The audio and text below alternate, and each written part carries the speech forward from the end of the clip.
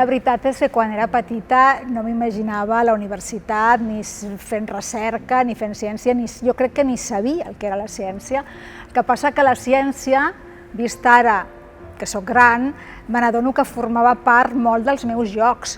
Jo no només jugava amb nines, jo col·leccionava cromos d'animals, els classificava segons les característiques de cadascun. Tenia un microscopi que m'encantava, em regalaven molts llibres i sobretot de coses molt diferents. Jo recordo que hi havia un joc que m'encantava, que era el que jo anomenava el joc de fer preguntes. I jo amb aquest joc jugava només amb el meu pare i quan anàvem a passejar per Barcelona. I era un joc tan senzill com anar fent-nos preguntes, les primeres que ens venien al cap, i buscar respostes.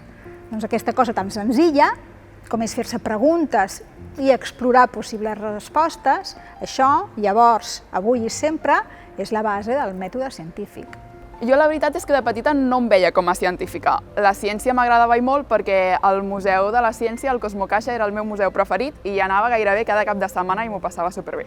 Però realment no tenia una imatge, no sabia ben bé què era el que feien els científics en els laboratoris. I jo de petita tampoc m'imaginava que jo treballaria d'això, tot i que m'agradava molt la ciència. Jo sabia que al llarg de tota l'escola i també a l'institut m'agradava molt la biologia i els temes relacionats amb la biomedicina, amb l'ésser humà.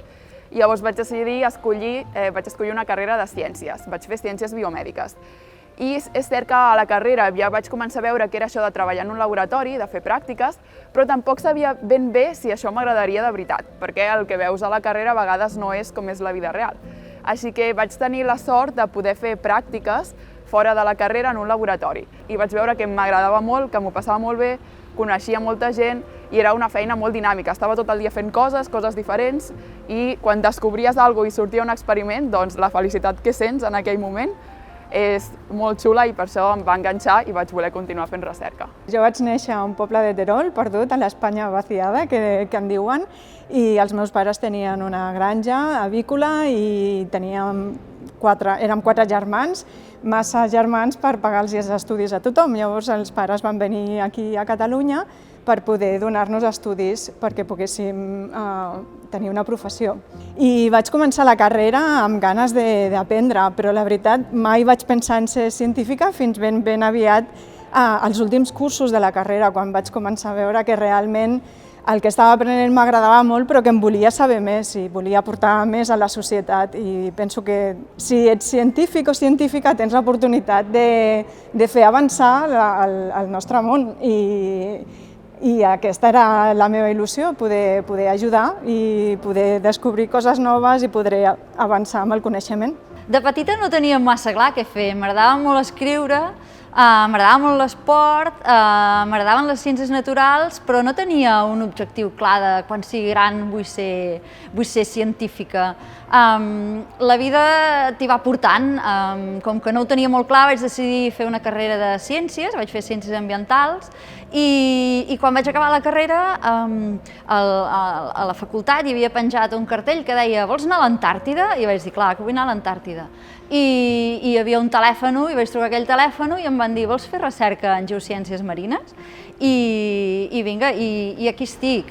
Que podia haver fet recerca sobre els arbres del Montseny o sobre el Falciot a Barcelona, segurament sí, i seria igualment feliç que ara, és a dir, la vida m'ha portat allà on soc ara i estic encantada amb això.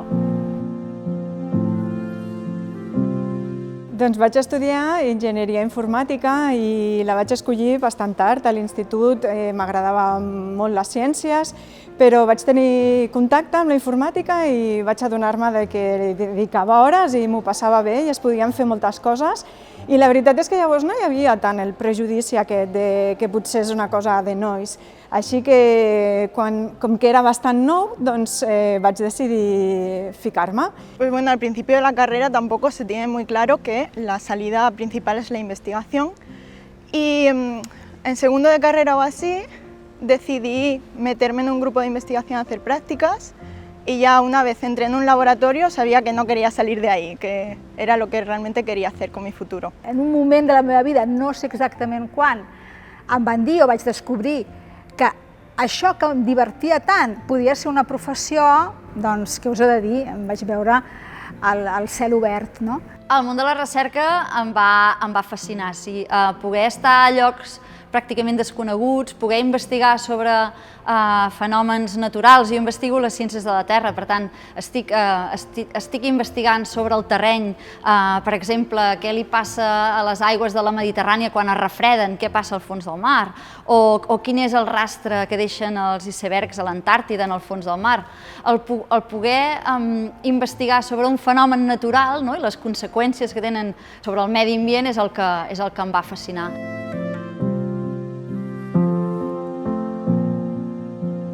Què és el que més t'agrada? Què és el que t'apassiona? Què t'agradaria dedicar-t'hi? Hi ha alguna cosa que penses que es pugui millorar? Estic segura de que si hi penses, les ciències, les enginyeries són una eina que et pot ajudar moltíssim a fer això que tu vols. Pot ser comunicació, pot ser moltíssimes coses que a priori pots pensar ui, això no té res a veure amb la ciència, amb la tecnologia. I res del més lluny, tot està relacionat i tot avança gràcies a la ciència.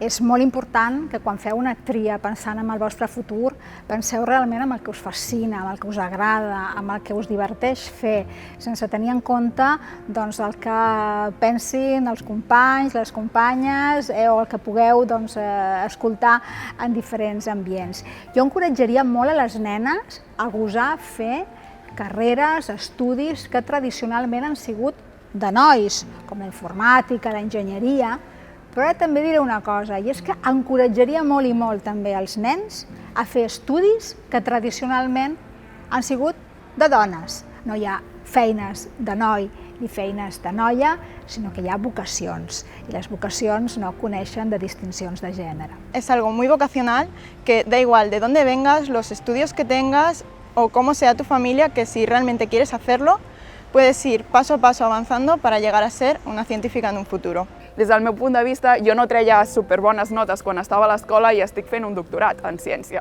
Per tant, dir-vos que no cal ser molt intel·ligents, no cal que se't donguin superbé les mates o la física, només cal que t'agradi i t'interessi el que estàs fent. Jo et diria que si vols ser científica, igual que si vols ser bombera o vols ser cirurgiana, que lluitis per ser-ho, que treballis fort, que siguis persistent i ho aconseguiràs. La carrera científica et dona molt, has de treballar dur, però et dona molt, et permet investigar fenòmens naturals, et permet viatjar a llocs remots, et permet obtenir dades, treballar al laboratori, escriure resultats, escriure conclusions, discussions, et permet interactuar amb altres científics, discutir, et permet ensenyar a la gent sobre els teus resultats, divulgar la teva ciència. És una feina molt gratificant, és una feina molt bonica, per tant, si vols ser científica, treballa fort i ho aconseguiràs.